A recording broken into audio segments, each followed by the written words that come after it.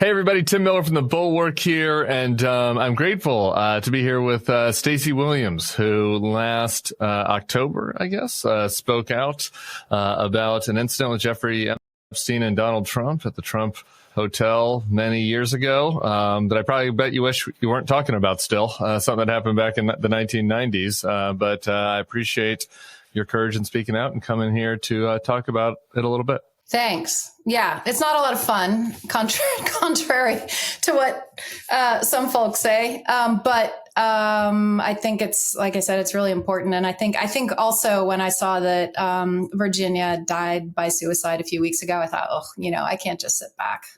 Yeah, for people who don't know, Virginia was one of the Epstein accusers. It almost feels a victim. So when I saw that Virginia died by suicide a few weeks ago, I thought, I can't just sit back. Yeah, for people who don't know, Virginia was one of the Epstein accusers. It almost feels victims, I guess, would be a much more accurate term. And I mean, maybe the most horrific of all of them. I guess maybe not. That's hard to, you don't want to compare, but her story was just particularly tragic. Yeah. Oh, it was horrendous. Yeah. So, okay. Well, for people who don't know and aren't familiar, let's just kind of contextualize what was happening here. And then I want to talk in particular, mostly to you about kind of what victims and what other, women in your shoes, want out of, this whole, this discussion about what the government should be doing with regards to Epstein. But, to contextualize it, you were a swimsuit model in the 90s. Is that right? Well, I think people call me that because I did the Sports Illustrated swimsuit issue for like 8 years, and it was like some kind of record at the time. But I did, Elle, Vogue, Runway, everything. I lived in Paris and New York. That's an important record. Yeah, I guess. I pretended as a closeted gay, I pretended to like this swimsuit edition, I'd get it and, I'd sit around for a little while and, I'd have it out. So in case nobody had any questions, but, I didn't really linger. So I don't recall, your 8-year run. Well, what's funny is that I've met men over the years. I mean, I guess if we're I'm Gen X. So, there are men who I think who are Xers who couldn't come out. And so many of them told me that I was their beard. And I'm so truly deeply honored. They had posters, everything. So yeah. That's great. It's always been a great alliance. That was Natalie Portman for me. Thank you, Natalie. Anyway, Stacey, how dare you? Sorry. Different elder millennial version. So during that period, I guess you had a brief period where you're dating Jeffrey. How did that even come to pass? And how long was it? And, what was just sort of the circumstance? So I was introduced to Jeffrey by my agent at the time, Faith Cates, who owns Next Models. And thanks for nothing, Faith. And she, all those agencies, they hosted a lot of dinners with models and powerful men. And so she got, it was a night. She said, let's, we're getting a group together for dinner on the Upper East Side. And I went and Jeffrey was there. And the interesting thing about Jeffrey, which is so funny, it'd be like, well, he's such a creep, obviously. He's like the most renowned, scumbag on the planet.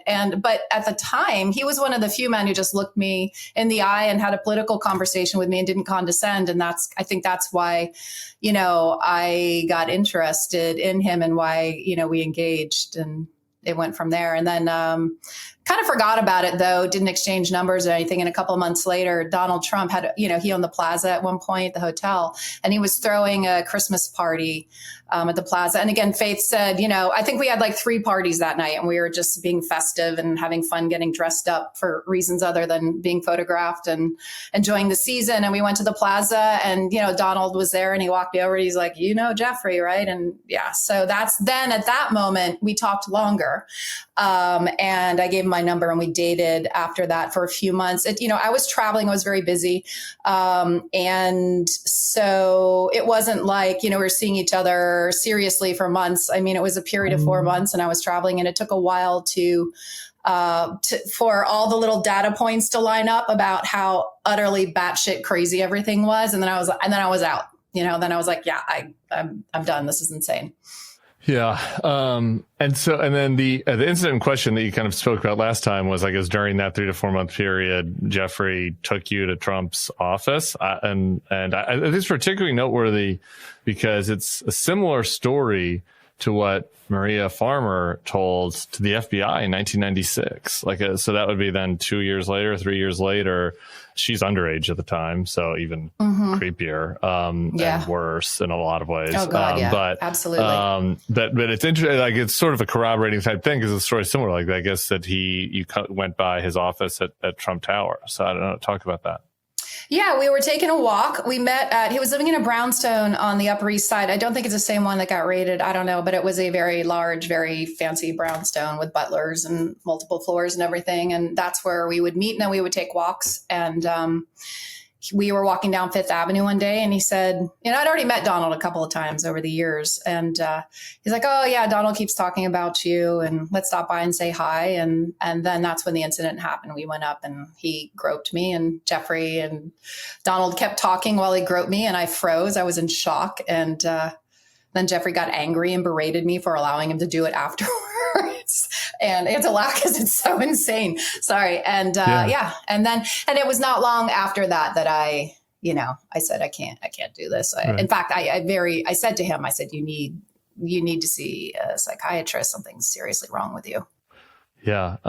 He got angry at you. To me, and again, who the hell knows with people how to get inside the brains of somebody as sick as him. But like, it does feel like, again, we get the other data point of where he brought Farmer there a couple of years later, and then she ends up bringing that up to the FBI, and like the fact that he wasn't mad at Trump and that they continued to have a relationship, right? And that he's mad at you, kind of indicates that there's some kind of I don't know whether it was a game or it felt like it. I mean, I had detailed to Jeffrey that.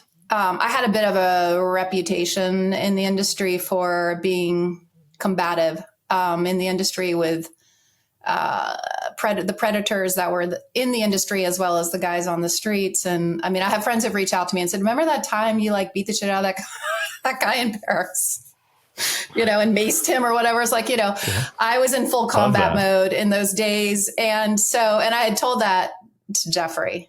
I remember telling him that. It was on my mind a lot because, I was living in a war zone. It was such a Wild West, back then, like 13-year-olds modeling, there's now you get booked for a job, you're 13 years old, and there's like a tutor on set, and there's, all kinds of oversight. It was truly the Wild West. So we were really unprotected. And so he knew that. I downloaded that to him. And so I think and I could be wrong, but I think he was so angry because I was walked in. I think he told Donald that, I was one person who wasn't going to let him get away with the handsy stuff. And I did because of the way, like I said it, everything he does is hidden in its brazenness, right? So if I'd been in a dark alley, I had been in the past, or a subway or something where someone's grabbing me or being inappropriate, I fight back, I get out the mace or whatever. And I had some self-defense classes, but in broad daylight with an assistant going back and forth, you're like, this can't be happening. I mean, it's just like, is this a Kitty Genovese,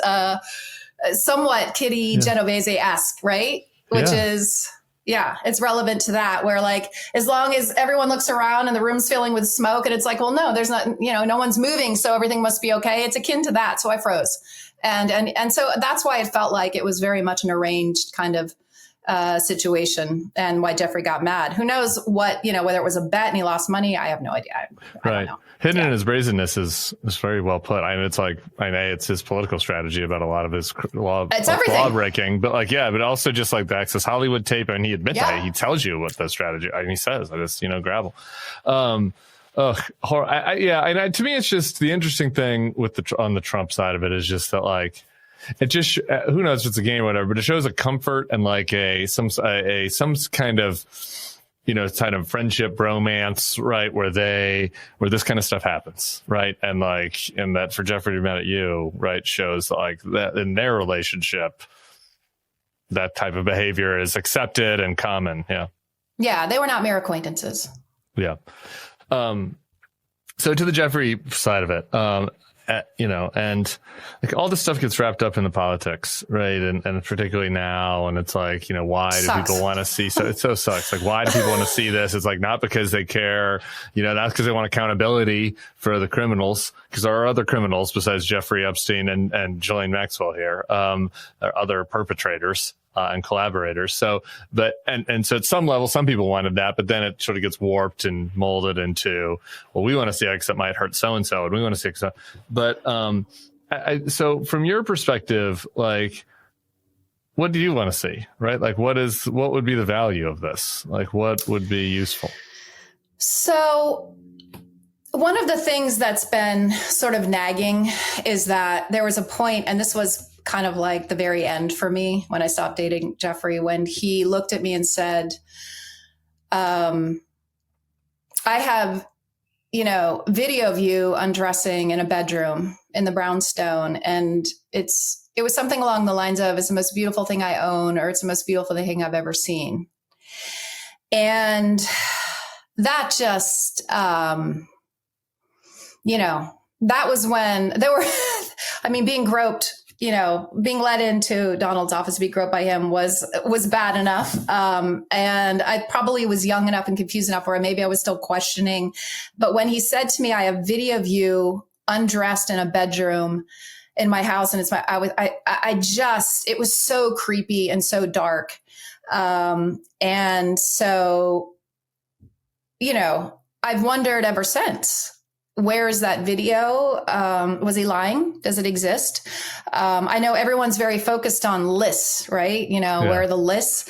But my question is, what's in all those files that the government has, the DOJ has? And is there video of me? I'd like to know if it exists. I think I speak for all the other, victims who have come forward and wonder if there's video of them. I think we'd like to know, absolutely, there's no video, or there is, and this is where it is. We just want more answers, to have that just floating out there. And then when I saw Alan Dershowitz's piece about how, no, there were just, videos for security reasons, I thought, well, that completely flies in the face of what Jeffrey said to me. That doesn't line up. So I have a lot of questions, and I'm sure, the other victims too. So I do believe that the government owes all of us some facts and to confirmation that videos exist. I certainly wouldn't want any victims exposed if there's video of them being abused, but we need to get beyond the list, I think, and we need to hear about those videos. I want to know. For closure purposes, just like, Yes. Yes. Yeah. Well, there are these, horrible acts perpetrated on women and girls, and the government's interviewing the trafficker.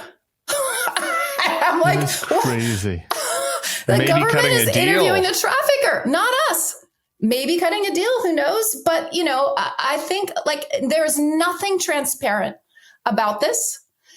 And we'd like some more transparency as victims. Yeah. And the government owes us that. What is the Department of Justice for? The word justice means you don't interview the trafficker, you interview the victims, right? Or be honest with the victims. Sorry, I cut you off. Go ahead. No, please, no. Justice for the people, not for Donald Trump, right? Yeah. And pedophiles are, people who are doing terrible things to women and girls. Yeah. Yeah. If that's the case. What is that? What is the Department of Justice for? The word justice means you don't interview the trafficker, you interview the victims, right? Or be honest with the victims. Sorry, I cut you off. Go ahead. No, please, no. Justice for the people, not for Donald Trump, right? Yeah. And pedophiles are, people who are doing terrible things to women and girls. Yeah. Yeah.